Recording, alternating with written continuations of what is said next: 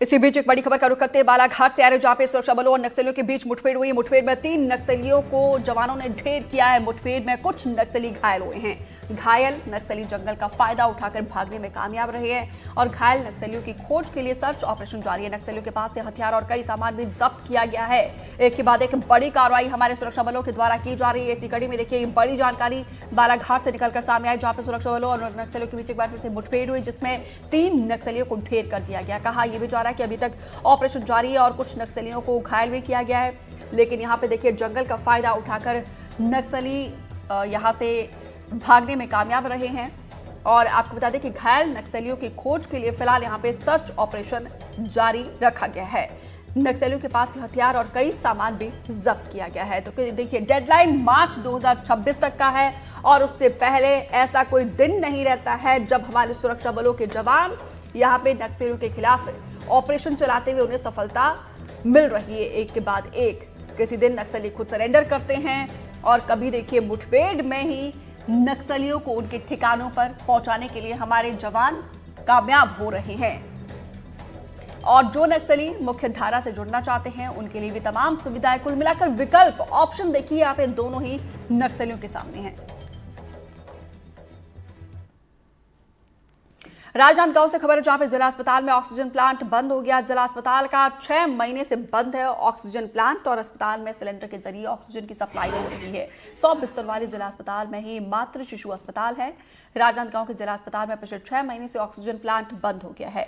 अस्पताल में सिलेंडर के जरिए ऑक्सीजन की सप्लाई की जा रही है। 100 बिस्तर वाले जिला अस्पताल में ही मातृ शिशु अस्पताल भी है और दोनों के लिए 2 अलग अलग ऑक्सीजन प्लांट बनाए गए थे, लेकिन मौजूदा समय में दोनों ही बंद है। सिविल सर्जन कई बार आला अधिकारियों को इसकी जानकारी दे चुके हैं, लेकिन अभी तक कोई कार्रवाई नहीं हुई है। अपने यहाँ 2 ऑक्सीजन प्लांट है, एक टाटा द्वारा दिया गया, एक एचडीएफसी का जो, तो उसमें से एक का कंप्रेसर का कुछ इशू है। उसमें कंप्रेसर अभी खराब चल रहा है। तो वर्तमान में हमारे यहाँ जो ऑक्सीजन सिलेंडर के द्वारा ऑक्सीजन की आपूर्ति की जा रही है और सेवाएं किसी तरह से बाधित नहीं है। शहर के बसंतपुर स्थित शासकीय जिला अस्पताल में जो ऑक्सीजन प्लांट लगाया गया है वो पिछले लगभग 6 माह से बंद पड़ा हुआ है। जिला अस्पताल परिसर में 2 प्लांट जो है लगाए गए हैं। इन दोनों प्लांट के माध्यम से यहाँ जो मरीज भर्ती होते हैं उन्हें जो है ऑक्सीजन की सप्लाई की जाती थी, लेकिन लगभग बरसात के बाद से ही लगभग 6 महीने से अधिक समय बीत गया है। ये ऑक्सीजन प्लांट बंद पड़ा हुआ है। कुछ टेक्निकल फॉल्ट के कारण जो है ये दोनों ऑक्सीजन प्लांट बंद पड़े हुए हैं। आप मेरे पीछे देख सकते हैं, ये दोनों ऑक्सीजन प्लांट जो है जिला अस्पताल के परिसर में बनाए गए हैं। यहाँ जो जिला अस्पताल है उसके बगल में मातृ शिशु 100 बिस्तर का अस्पताल भी है, वहां भी ऑक्सीजन की सप्लाई जो है यहीं से की जाती है। लेकिन लगभग 6 महीने से ये ऑक्सीजन प्लांट दोनों बंद पड़ा हुआ है और जो ऑक्सीजन सिलेंडर है उसके माध्यम से जिला अस्पताल प्रबंधन जो है ऑक्सीजन सप्लाई की बात कह रहा है और इसमें कोई भी दिक्कत नहीं होने की बात उनके द्वारा कही गई है। इसके साथ ही टेक्निकल टीम को भी इसके बारे में सूचना देने की बात कही गई है। ये दोनों प्लांट जो है लगभग 6 महीने से बंद पड़े हुए हैं, जिसके कारण हो सकता है आने वाले समय में परेशानियों का सामना करना पड़े।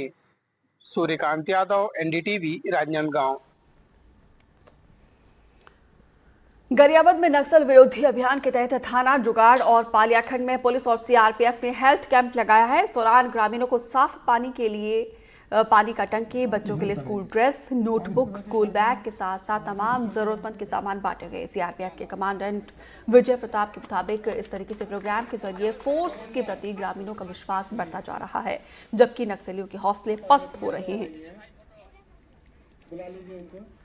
और सुरक्षा बलों के बीच में एक समन्वय स्थापित करने के लिए और इस इलाके में जो नक्सल विचारधारा है उसको सप्रेस करने के लिए, ताकि लोग जो है आम जो मुख्य धारा है उससे जुड़ें और जो सुरक्षा बलों के प्रति उनमें एक डर की भावना जो है वो ख़त्म हो और अपना जब इससे जुड़ेंगे, इसके माध्यम जो हम लोगों ने बनाया है इसके द्वारा जो है जुड़ेंगे और अपना भी विकास करेंगे, साथ साथ इस क्षेत्र का भी विकास होगा। प्रोग्राम और भी करेंगे और इस चीज़ को जो है ताकि जनता के बीच में जो मैं बार-बार बोल रहा हूँ एक विश्वास की भावना जो कायम करना है, हमारा जो है मेन उद्देश्य वही है। कई जगहों में हमारा कैंप स्थापित हुआ है और लगातार ये जो कि सिलेक्शन का प्लान तैयार करके विभिन्न कार्यक्रम आयोजन किए जाते हैं और इसका कहीं न कहीं से फायदा होता है। विधानसभा की चुनाव अगर उसको थोड़ा छोड़ दें तो लोकसभा की चुनाव और अभी वर्तमान में जो पंचायत चुनाव ये जो शांतिपूर्ण तरीके से निपटे हैं। प्रथम चरण का चुनाव पंचायत चुनाव निपट गया है और ये हमारे पुलिस अधीक्षक महोदय के समन्वय से और सीआरपीएफ के अच्छे मतलब कोऑर्डिनेशन से ये अच्छे मतलब एक तरह से जनता में हम मैसेज देने में सफलता ये मिल रही है और इसका कहीं न कहीं से आगे भी हमको फ़ायदा मिलेगा।